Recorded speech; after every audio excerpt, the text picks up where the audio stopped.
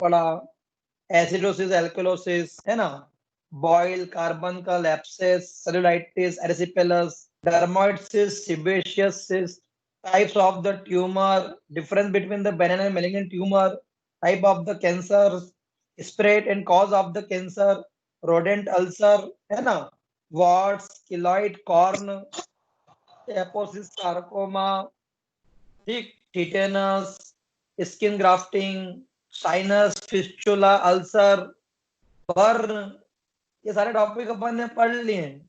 आपने कभी रिवाइज किए?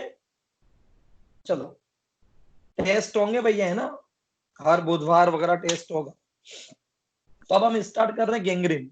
वैसे गैंग्रीन आपको समझाया था जब आप सब सेकंड ईयर में थे, याद करिए। तो आप लोगों को गैंग्रीन बताया था मैंने, necrosis plus putrefaction is equal to gangrene. यदि कोई फोकल एरिया है, सेल का डेथ हो गया, कोई एरिया जहां से सेल्स जो है उनकी डेथ हो गई, और उस डेड एरिया में, उस डेड सेल्स में अब कोई ऐसे बैक्टीरिया आ गए हैं जो कि सेप्रोफाइटिक बैक्टीरिया है, जो जो पुट्रिफेक्शन करते हैं, डेड कोशिकाओं को खाते हैं, प्रोटोलाइसिस करते हैं। तो नेक्रोज्ड एरिया में यदि सडन पुट्रिफेक्शन लग जाए तो उसको गैंग्रीन बोलते हैं। अब गैंग्रीन बेसिकली दो टाइप का होता है, ड्राई एंड वेट। यदि आर्टरी ब्लॉक होगी तो ड्राई गैंग्रीन, और यदि वेन ब्लॉक होगी तो वेट गैंग्रीन। आर्टरी क्यों? क्योंकि आर्टरी यदि ब्लॉक हो गई तो किसी उस एरिया को ब्लड ही नहीं मिलेगा, इस्चेमिया, हाइपोक्सिया एंड नेक्रोसिस। लेकिन यदि वेन ब्लॉक होगी, वेन, तो खून आएगा तो सही लेकिन जाएगा नहीं, और मेटाबॉलिक वेस्ट प्रोडक्ट जब रिमूव नहीं होंगे ना, तो भी सेल की डेथ हो जाएगी। वहां पे अमोनिया, यूरिया, यूरिक एसिड बढ़ जाएंगे, क्योंकि तो वेन से ही ड्रेन करते हम लोग, है ना। दक्षा वीडियो ऑफ करो बेटा, दक्षा, गुड। तो शिवांगी वीडियो ऑफ करो। यस। तो हम लोग बात कर रहे हैं गैंग्रीन के टाइप्स की। तो ड्राई गैंग्रीन और wait gangrene, dry artery block होने से होता है और वेट वेन ब्लॉक होने से होता है। ड्राई पेरीफेरी पे, जहां पर ब्लड सप्लाई कम होता है, tip of the nose, tip of the ear pinna, tip of the finger and toes, यहाँ पर। जबकि वेट गैंग्रीन जहां जहां ज्यादा, जहां होता है जहां पर ब्लड सप्लाई ज्यादा होता है, जैसे bowel, intestine, stomach and all. Clear है? नेक्स्ट, ड्राई गैंग्रीन के अंदर बैक्टीरिया कम प्रोलिफरेट करते हैं, क्योंकि सूखा सूखा मामला है। हमारी सेल सर्वाइव क्यों नहीं कर पाई? क्योंकि ब्लड ही नहीं मिला। तो दूसरी बैक्टीरिया भी सेल कैसे कवर करेगी यदि यदि उनको ब्लड ही नहीं मिलेगा? तो इसलिए ड्राई गैंग्रीन में बैक्टीरिया कम प्रोलिफरेट करते हैं, वेट में बैक्टीरिया ज्यादा प्रोलिफरेट करते हैं। ड्राई गैंग्रीन में पुट्रिफेक्शन कम होता है, वेट में पुट्रिफेक्शन ज्यादा होता है। ड्राई गैंग्रीन स्लो फैलते हैं, जबकि वेट गैंग्रीन बहुत फास्ट फैलते हैं। अब इसके बाद में प्रोग्नोसिस, ड्राई का अच्छा है, काटो, हल्का फुल्का एरिया कटता है, कोई बहुत बड़ी बात नहीं, वैसे भी पेरी फेरी पे हो रहा है, इट्स नॉट बिग डील।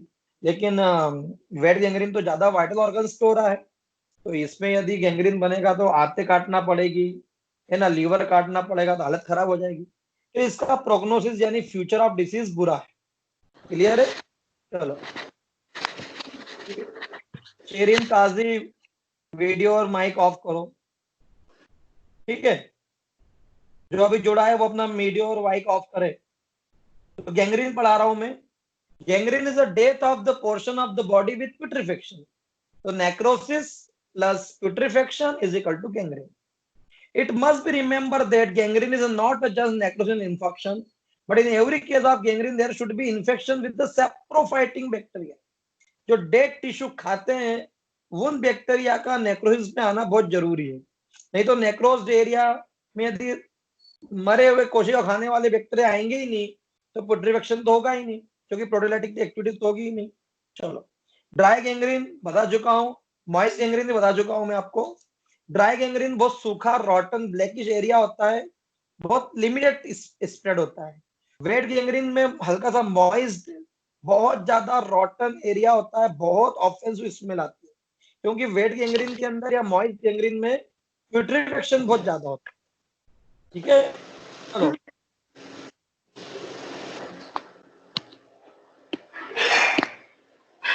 भैया माइक ऑफ करो। आदित्य, इसका माइक ऑन है, इसको रिमूव कर दो। ठीक है, नाउ कॉजेज ऑफ गैंग्रीन। क्या कॉज होना चाहिए? पहला बताया था आर्टेरियल ऑक्लूजन, आर्टरी ब्लॉक हो रही है, चाहे एथेरोस्क्लेरोसिस हो जाए, थ्रोम्बोसिस हो जाए, एम्बोलिज्म हो जाए, आर्टरी में स्पाज्म आ जाए, तो इससे ड्राई गैंग्रीन बनेगा। वेन ऑब्स्ट्रक्शन जैसे deep vein thrombosis, varicose vein, है ना, या vasospasm in vein, phlebitis. What is phlebitis? What is phlebitis? बोलो। Inflammation of vein. Inflammation of good veins. Good good, yes. तो वो हो जाए तो वेट गैंग्रीन बनेगा। नर्व खराब हो गई है, टेबिस डॉर्सलिस फोर्थ में पढ़ाया जाएगा, स्पाइनल कॉर्ड पीछे सड़ जाती है सिफिलिस की वजह से, तो नर्व खराब होने से भी प्रॉब्लम होगी। संशन मिलेगा ही नहीं, कोई चोट लगी, कुछ हुआ तो मालूम भी नहीं पड़ रहा है ना। न्यूराइटिस ये विटामिन बी12 की कमी से होता है। हेमीप्लेजा पैराप्लेजा में लकवा मार गया तो गैंग्रीन बनने के चांसेस बहुत ज्यादा होंगे। लेप्रोसी में पेरिफेरल नर्व डेथ हो जाती है। ट्रोमेटिक चोट लग जाए, इन्फेक्टिव बार बार कार्बन बन रहे हैं या कुछ और, जिसके बाद गैंग्रीन हो सकता है। डायबिटिक गैंग्रीन, डायबिटीज में दो लफड़े होते हैं। एक तो ये कि न्यूराइटिस हो गया तो मालूम ही नहीं पड़ता कि कोई चोट लगी, कुछ घाव बन रहा है, वो अंदर के अंदर तकलीफ होती है तो उसको मालूम नहीं पड़ता, क्योंकि न्यूराइटिस है। दूसरा, ब्लड शुगर लेवल बढ़ने की वजह से बैक्टीरिया जल्दी अट्रैक्ट करते हैं। और तीसरा, डायबिटीज से एथेरोस्क्लेरोसिस भी होता है, तो इससे में हाइपोक्सिया ज्यादा सीवियर होगा। तो डायबिटिक फूड बहुत कॉमन है, डायबिटिक गैंग्रीन बहुत कॉमन। ठीक है, बाकी हीट कोल्ड, जलने से, एसिड से, इन सब से भी गैंग्रीन हो सकता है। इन्वेस्टिगेशन में आपको एंजियोग्राफी, कलर डॉपलर कराना पड़ेगा, सीटी एमआरआई करा सकते हो आप लोग, सोनोग्राफी करा सकते हो। ठीक है, तो लोकेशन मालूम पड़ेगी एक्सेस। ट्रीटमेंट क्या है भैया? हाईली एंटीबायोटिक दिए जाते हैं, बट गैंग्रीन ठीक नहीं होता तो सर्जरी करना पड़ती है ना। ये जो पश्चिम बंगाल या जो और भी जगह पर होम्योपैथी फैली है, उसकी वजह है कि जो महाराजा रणजीत सिंह थे, है ना, उनको गैंग्रीन हुआ। और कोई मजूमदार सर थे अपने यहाँ के इंडिया में, या बी के सरकार, मुझे नाम नहीं याद आ रहा एग्जैक्टली, तो उन लोगों ने उनको, रंजीत, महाराणा रंजीत सिंह को आर्सेनिक एल्बम 30 देके उनका गैंग्रीन खींच कर मारा। कहाँ लोगों ने बोला था कि भैया काटना पड़ेगा, अब राजा हो तो क्या हो गया, कोई इलाज नहीं है। लेकिन वो होम्योपैथ ने ठीक कर दिया। उसके बाद से उन्होंने, जो राजा रणजीत सिंह थे, महाराजा रणजीत सिंह, उन्होंने खतरनाक होम्योपैथी का प्रचार किया। हर किसी को बोला कि भैया कहीं भी हो तो होम्योपैथी लेना, ये करना वो करना। तो उस एरिया में बहुत फैली होम्योपैथी इसी वजह से। तो गैंग्रीन, एलोपैथ तो ये बोलेंगे सर्जरी को, हो सकता हम ठीक कर दें। ठीक है, चलो डायबिटिक गैंग्रीन भी एज इट इज वही का वही है। ठीक है, नेक्स्ट टॉपिक निकालिए। ये 5 नंबर में पूछते हैं बेड सोर, या इसी का एक और नाम है, आप चाहो तो लिख लो ब्रैकेट में, डेक्यूबिटस अल्सर। डेक्यूबिटस अल्सर, तो बेड सोर, यदि कोई व्यक्ति है जो लंबे समय से बेड रिटर्न है ना, लंबे समय से एक जैसा लेटा लेटा रहना पड़ रहा है, मान लो फ्रैक्चर हो गया, सर्जरी हो गई कोई सी, या फिर लकवा मार गया, है ना, मल्टीपल ऑर्गन की गड़बड़ी है, वॉट एवर, और लेटे लेटे लेटे है। तो आप लोगों ने पढ़ा भी था सेकंड ईयर में एफएमटी में, याद है आपको? आपने पोस्टमार्टम लिविडिटी पढ़ा था, और उसमें आपको एक फोटो भी थी जिसमें जो व्यक्ति लेटा हुआ था, तो जैसे बटक्स है, कंधे की जगह है स्केपुला, वहां पे सफेद सफेद धब्बे पड़ गए। क्यों? क्योंकि ग्रेविटी तो वहां है, लेकिन प्रेशर की वजह से खून कहीं और चले गया था, तो उस वजह से वहां पे ब्लीचिंग हो गई थी, मतलब वहां पे ब्लड खत्म हो गया, है ना। और उस वजह से यहाँ पर भी यदि कोई व्यक्ति लेटा है, तो जो प्रेशर एरियाज है ना, जो चिपके हैं, जो टिके हैं, वो टिके हुए एरिया का जो खून है, वो टोनलेस कैपिलरी में चले जाएगा, टोनलेस कैपिलरी में चले जाएगा, वहां नहीं रहेगा जहाँ पे टेंशन ज्यादा है। तो उस वजह से वहां इस्चेमिया होगा, हाइपोक्सिया होगा, एंड नेक्रोसिस यानी अल्सर बन जाएगा। तो प्रेशर एरिया पर जहां जहां शरीर टिका है, वहां पर यदि घाव बन जाए लेटने की वजह से, लंबे समय बेड रिटर्न की वजह से, तो इसको हम बोलते हैं बेड सोर्स। ठीक है, it is also called decubitus ulcer. This is so called as this ulcer appear on the point on pressure, क्योंकि ये कहां पड़ता है, प्रेशर की जगह पर। When the patient is long bedridden, और तब होता है जब व्यक्ति लंबे समय से बेड रिडन है, लंबे समय से उसको बिस्तर पकड़ा हुआ है व्यक्ति। Though in a majority in all patients who are bedridden for a considerable period, bed sore may invariably occur. तो ऐसे लोग जो थोड़े से उम्र दराज है, डायबिटिक है, न्यूराइटिस वगैरह भी है, उनको माइक ऑफ करो और वीडियो ऑफ करो बनवारी।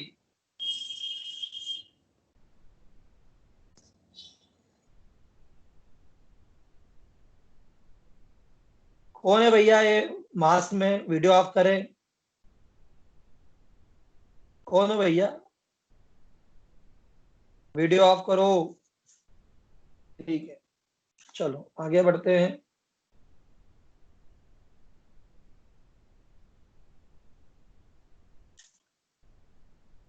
तो बेड सोर पढ़ा रहा हूं। तो ऐसे व्यक्ति जो डायबिटिक है, जिनको न्यूराइटिस है, ओल्ड उम्र हो गई है, एनीमिया भी है उनको, और किसी वजह से उनको लंबे समय तक बेड रिटर्न होना पड़ा, बिस्तर पकड़ना पड़ा, तो उनको बहुत जल्दी बेड सोर हो जाते हैं, है ना। बेड सोर में invariably occur yet there are a few predisposing factor. तो ऐसे ऐसे लोग जिनको बहुत जल्दी हो जाता है, यदि क्या क्या है, पहला, किसी को sensory loss of the part है, मैंने बताया था न्यूराइटिस, माल न्यूट्रिशन और एनीमिया है, मॉइस्चर है, एनीमिया है, और इम्प्रॉपर नर्सिंग है, और डायबिटिक भी है, शक्कर ज्यादा है, उनको बेड सोर बहुत जल्दी हो जाएंगे। ठीक है, आगे बढ़ते हैं। ट्रीटमेंट क्या करना चाहिए इसका? All possible method should be adopted to prevent formation of bed sore. वो क्या क्या है? पहला, frequent change of posture 2 to 4 hourly is important. इसमें तो 2 से 4 घंटे लिखे, लेकिन इतना संभव नहीं है। हर 6 घंटे में नर्स को बोलो कि भैया ये जो दादाजी लेटे हैं, जिनको बेड सोर हो, मतलब जो बेड रिटर्न है, उनकी करवट दिलवा दो उनको। तो करवट दिलवाने से 4-4 6-6 घंटे में एक जगह पर खून का कंजेशन नहीं मिलेगा। Frequent change of posture. दूसरा, the part should always kept dry with powder. तो नाइसिल वाइसिल जो घमोरिया के पाउडर आते हैं, या फिर ऐसे पाउडर, कैलेंडुला का पाउडर आता है जो ड्राइनेस मेंटेन करता है, ड्राइनेस, तो वो ड्राई करना है आपको। एरिया मॉइस्ट करोगे तो जल्दी इन्फेक्शन भी होगा और जल्दी अल्सर भी बनता है। ठीक है, तो बार बार बेडशीट बदलो, यदि पसीना वसीना या जो बेड रिटर्न व्यक्ति वो सुसु उसु कर दे, तो आपको बार बार क्या करना पड़ेगा? ड्राई करना पड़ेगा। ठीक है। तीसरा, और रिपल बेड और वाटर बेड बहुत अच्छी बात है। गुनगुने पानी वाले आजकल बेड आने लग गए हैं, उनमें पानी, गुनगुना पानी भर दो, उसी पे उसको लेटाओ। और एक तो गर्म करने के भी आता है कि गर्म ऑटोमेटिक इलेक्ट्रिसिटी से गर्म हो जाते हैं, तो वो सबसे अच्छा है। यदि कोई लकवाग्रस्त व्यक्ति है तो उसको बेड सोर नहीं होंगे, सर्कुलेशन फास्ट चलता रहे। बाकी पीवीसी ब्लॉक, शीप स्किन यानी ऊन वून, फोम वगैरह जहाँ पे टिका है वहां पे लगा दो, है ना, मखमल वगैरह, जिससे उसमें एयर का आना जाना चलता रहे, डायरेक्ट प्रेशर नहीं पड़े, जिससे कैपिलरीज से ब्लड न जाए। ठीक है, चलो। और हीमोग्लोबिन पेशेंट का मेंटेन करना है, शुगर मेंटेन करना है। सर्जिकल ट्रीटमेंट में फिर क्या करना पड़ेगा? ड्रेसिंग वेसिंग करके उसको घाव को भरना पड़ेगा, तो प्लास्टिक सर्जरी करो। It is all about best. ठीक है, फोर्स बाइट हमने पढ़ दिया था, एनुरिज्म आपको सिलेबस में नहीं है। चलो, अब अगला टॉपिक निकालिए, बहुत इंपॉर्टेंट टॉपिक है, वेरिकोज वेन। ठीक है, सच अ वेरी इंपॉर्टेंट टॉपिक। चलो, ये डीएवी में 20 मार्क्स में आता था, और आपको 10 नंबर में पूछ सकते हैं। वेरिकोज वेन, वेन जब when become dilated and tortuous, elongated, this vein is known as varicose vein। जब भी कभी हमारी जो वेन होती है, शिराएं, वो फूल जाए, मोटी हो जाए, इलोंगेटेड हो जाए, तो इस तरह की वेन को हम वेरिकोज वेन बोलते हैं। वेरिकोज वेन तो देखा भी होगा आप लोगों ने, है ना। एक फोटो है भी आपकी बुक में, लेकिन ये अच्छा नहीं है, मैं आपको क्लास खत्म होने के बाद में और अच्छे अच्छे फोटो भेजूंगा। तो these are the varicose vein. ठीक है, और वेरिकोज वेन का एग्जांपल है पाइल्स। वेरिकोज वेन का एग्जांपल है पोर्टल हाइपरटेंशन में varicosity of oesophagus vein. Caput medusa जो अम्लाइकल कॉर्ड के आसपास थी, पोर्टल हाइपरटेंशन सेकेंडरी में पढ़ाया भी गया था आपको। चुड़ैल जैसे बाल दिखते हैं। आप लोग जो लोग नए हैं और जिन्होंने सेकंड ईयर मुझसे नहीं पढ़ा है, तो कैप्यूट मेडुसा ये आज गूगल पे सर्च करना, आपको अम्लायस के आसपास फुली हुई वेन दिख जाएगी। तो ये सभी वेरिकोज वेन के एग्जाम्पल है।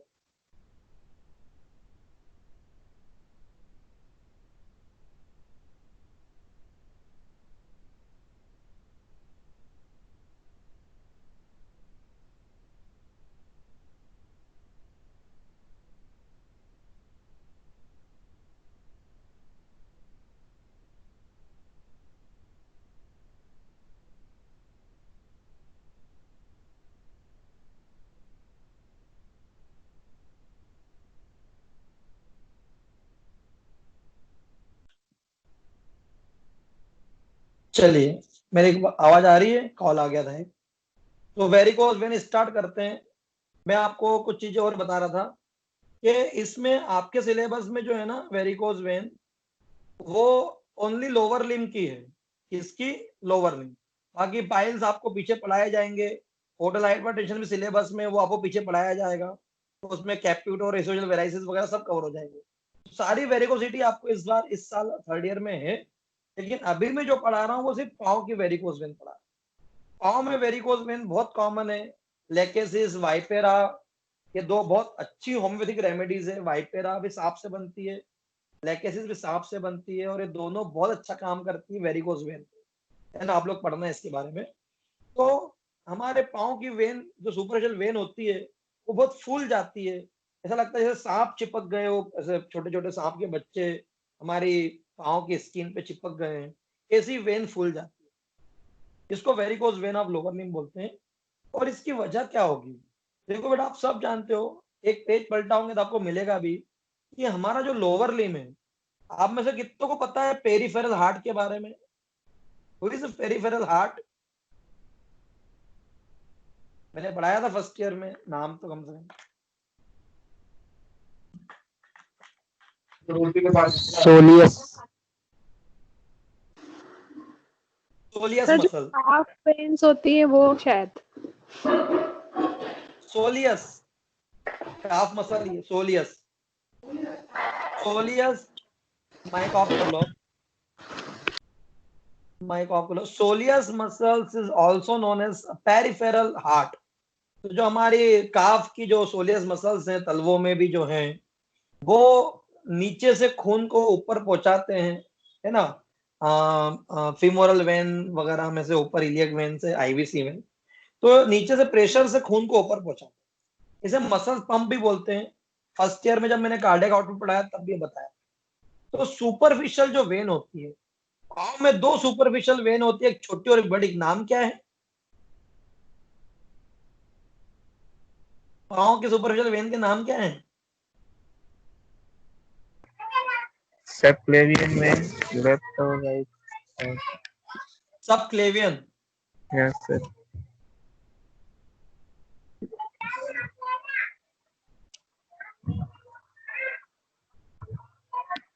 सब क्लेवियन तो बेटा यहाँ ऊपर है रे, क्लेविकल के यहाँ है। क्लेविकल गले में। सेफेनस वेन, सेफेनस और बेसिलिक वेन। अरे वो हाथ में है भैया, सिफिलिक और बेसिलिक हाथ में, है ना। चलो, हालत खराब है भैया, चलो कोई बात नहीं। सेफेनस वेन टीबियल शायद, वो पेरोनियल बेटा शायद। शॉर्ट सिफेनस और लॉन्ग सिफेनस वेन। टीबियल और पेरोनियल तो नर्व है, और वैसे भी ये मस्कुलर वेन होगी, डीप वेन होगी। यदि टीबियल का नाम ले भी रही हूं ना, तो ये डीप वेन होगी। सुपरफिशियल वेन तो सेफेनस वेन ही है। सेफेनस का मतलब ही होता सुपरफिशियल, याद है कि नहीं। शॉर्ट सिफेनस वेन और long saphenous when, agreed saphenous when. तो ये सिफेनस वेन सुपरफिशियल ब्लड जो होता है स्किन वगैरह का, उसको लेती है और परफोरेटर के थ्रू देती है डीप वेन में। परफोरेटर क्या होते हैं? जैसे ये, जैसे दो डंडे हैं, इसके बीच का जो कनेक्शन है ना, ये जो बीच कनेक्शन, इसको बोलते हैं परफोरेटर। देखो ये फोटो देखो तो समझ में आएगा, इसलिए मैंने बोला कि एक पेज पलटाओगे तो आपको समझ में आ जाएगा। ये इसमें आप देख पा रहे हो कि ये जो है, ये सुपरफिशियल वेन है, सेफेनस, ये है परफोरेटर और ये है डीप वेन। डीप वेन से मसल्स कॉन्ट्रैक्ट होकर खून को ऊपर पहुंचाती है। बट यदि ये मसल्स पंप फेल हो जाए, ये मसल्स आगे खून ना ऊपर पहुंचा पाए, तो फिर सुपरफिशियल वेन में खून पड़ा रह जाएगा, सुपरफिशियल में ब्लड की अधिकता होगी और सुपरफिशियल वेन फूल जाएगी, क्योंकि उसको मसल सपोर्ट भी नहीं कर रही है, क्योंकि पेरीफेरी में स्किन में है, तो वो फूल जाती है बहुत इजीली। इसी को बोलते हैं वेरिकोज। तो आपको एक समझ में आ रहा होगा कि सुपरफिशियल वेन खून को परफोरेटर के थ्रू डीप वेन में डालती है। डीप वेन जो है वो टीबियल वेन हो सकती है, पेरोनियल वेन हो सकती है ना, फिबुलर वेन होती है, टीबियल फिबुलर वेन। ये पॉप्लियल वेन में ड्रेन करती है, पॉप्लियल वेन फीमोरल वेन में ड्रेन करती है, फीमोरल वेन कंटिन्यू हो जाती है एक्सटर्नल इलियक वेन में, और external iliac when common iliac when में ड्रेन करती है। कॉमन इलियक वेन जो है वो इंफेरियर वेना केवा में ड्रेन करती है। इस तरह से पांव का पूरा खून इंफेरियर वेना केवा में पहुंच जाता है। मान लो फीमोरल वेन में कोई लफड़ा है, मान लो पॉप्लियल वेन में कोई लफड़ा हो गया है, मान लो मसल्स वीक हो गई है, या जो लोग बहुत लंबे समय से खड़े हैं, मसल्स तो थकी जाएगी, कितना पंप करेगी, तो फिर सेफेनस वेन में खून पड़ा रह जाएगा और उस वजह से क्या हो जाएगा, वेरिकोज वेन। इसके अलावा आपने सुना होगा कि प्रेगनेंसी में पांव भारी हो जाते हैं, प्रेगनेंसी में वेरिकोज वेन बढ़ जाती है, क्योंकि जो ग्रेविट यूटेरस है, प्रेग्नेंट यूटेरस, वो इलियक वेन को कंप्रेस करता है। हालांकि वो इंटरनल इलियक वेन को कंप्रेस करता है, पर यदि प्रेगनेंसी थोड़ी ज्यादा मतलब पॉलीहाइड्रोमनेस साथ में है, ट्विंस है, तो एक्सटर्नल इलियक वेन पे भी प्रेशर आएगा और उस वजह से फीमोरल और पॉप्लियल वेन ड्रेन नहीं कर पाएगी और वेरिकोसिटी होगी, पाँव में सूजन आएगा। तो ये वजह है ना। तो अब मैं आपको एक चीज बता रहा हूँ कि जो परफोरेटर्स होते हैं और जो डीप वेन होती है, उनमें वॉल्व लगे होते हैं। देखो आपको बुक में दिख रहे होंगे वॉल्व, दिख रहे हैं? चाहो तो कोई फोटो शेयर कर दो इसी ग्रुप पे।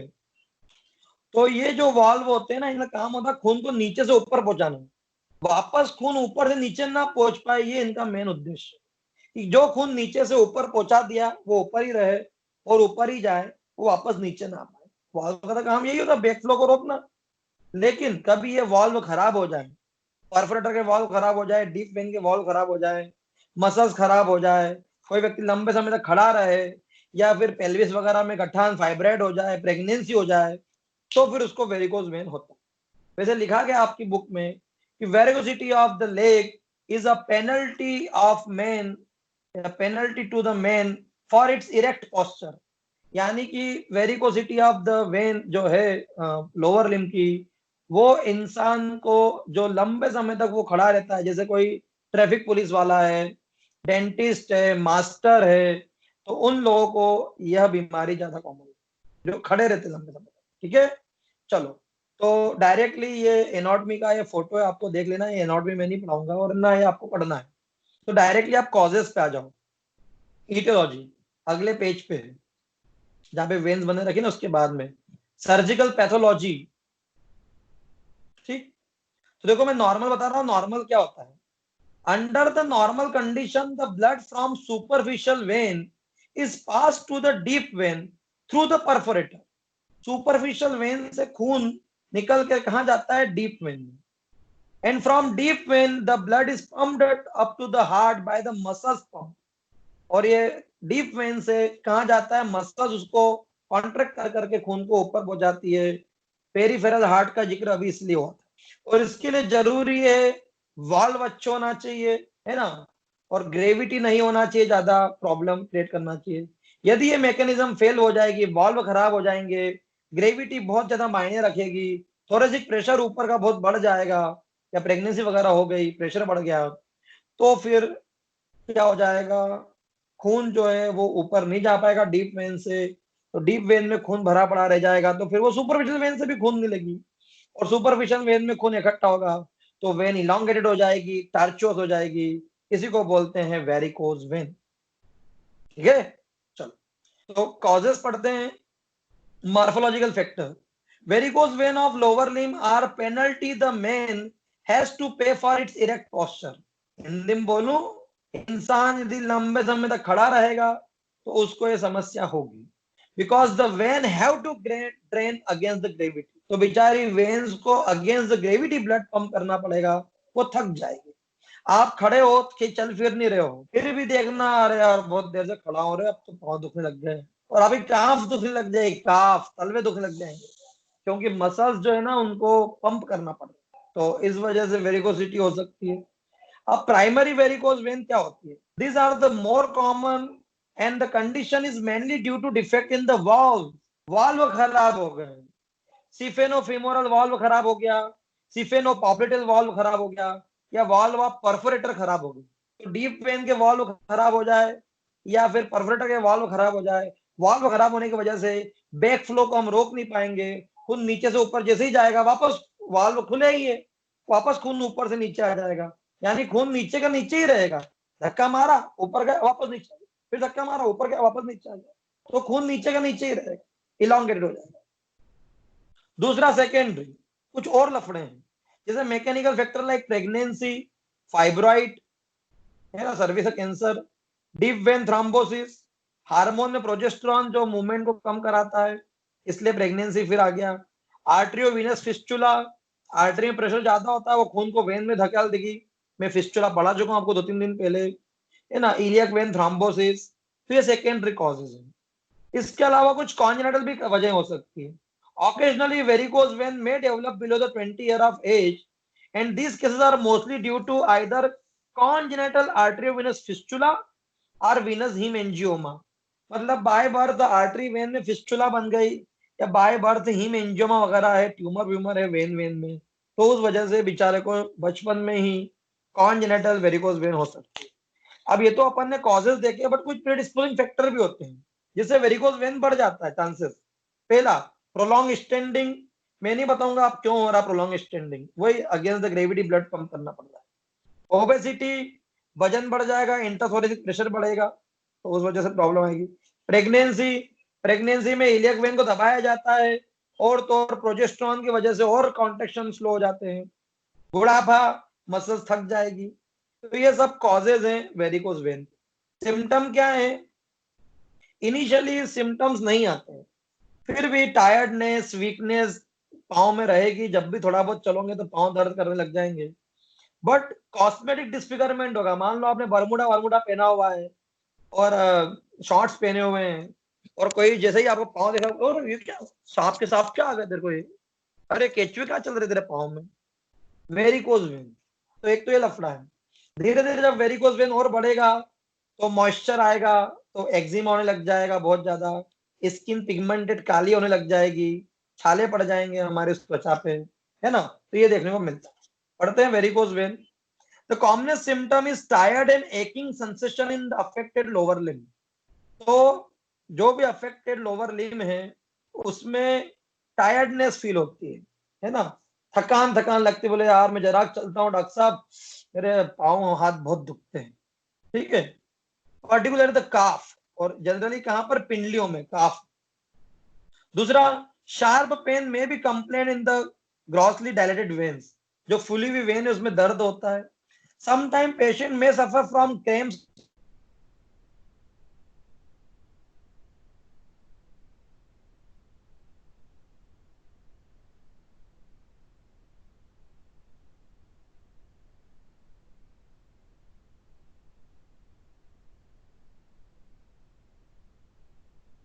चलिए, कभी कभी जो होता है वो क्रैम्प्स भी आते हैं, ठीक। पेन में भी bursting and severe in nature, कभी कभी क्या होता है इतना खतरनाक दर्द होता है, बस्टिंग टाइप का पेन होने लग जाता है, ऐसा लगता है जैसे जल रहा है, ऐसा लग रहा है जैसे कोई चीज फूट जाएगी, ठीक है, वो मिलता है। कभी कभी पेशेंट में present with no other symptom except dilated and tortuous vein of the leg. तो जस्ट कॉस्मेटिकली पेशेंट कंसर्न रहता है कि डॉक्टर साहब मेरे को क्या हो रहा है यार, कोई दुख वुख नहीं रहा है, कहीं नहीं हो रहा, लेकिन साला ये मैंने शॉर्ट्स पहनना बंद कर दिया यार, इसके लिए मैं बरमूडे में निकल नहीं सकता, कभी कोई निकले तो बोले अरे यार ये क्या हो गया तुमको यार, तो ये प्रॉब्लम है। कभी कभी जब वेरिकोज वेन सीवियर और बहुत लंबे समय तक के लिए हो जाती, क्रोनिक हो जाती है, तो एंकल स्वेलिंग मिलती है, एडियो में सूजन, skin over the varicose when में बी इचिंग एंड पिगमेंटेड, उसमें खुजली चलने लग जाएगी बिकॉज पानी मॉइस्चर ज्यादा है, एक्जिमा हो रहा है, और वो स्किन काली होने लग जाएगी बहुत ज्यादा मात्रा में, एक्जिमा।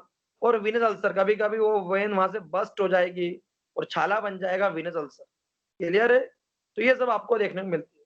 इसमें हिस्ट्री मिलती है प्रोलॉन्ग स्टेंडिंग की, रिपीटेड प्रेगनेंसीज की, या आर्टरीवेनस फिस्टुला की, ये मिल सकता है हिस्ट्री में। एग्जामिन करोगे, इंस्पेक्शन, टार्चुअस वेन दिखती है जिसका फोटो मैंने बताया था आपको। पाल्पेट करोगे तो आपको बिल्कुल एक स्मूथ स्किन नहीं मिलेगी, आपको उबड़ खाबड़ जैसे लगेगा, स्पीड ब्रेकर बना दिए बहुत सारे, या ऐसा लगेगा जैसे सांप अंदर स्किन में रेंग रहे हैं, किस तरह की चीज देखने को मिलेगी। ठीक है? एक और टेस्ट होता है टार्निक्वेट टेस्ट। क्या करो, जहां भी आपको वेरिकोज वेन अभी तो नहीं दिख रही, पेशेंट को खड़ा करो 10 मिनट तक के लिए और फिर टार्निक्वेट बांध दो, 5 मिनट में सारी वेन फूल जाएगी यदि वेरिकोज वेन होगी तो टार्निक्वेट टेस्ट बहुत इंपॉर्टेंट है 3rd नंबर पे जो है।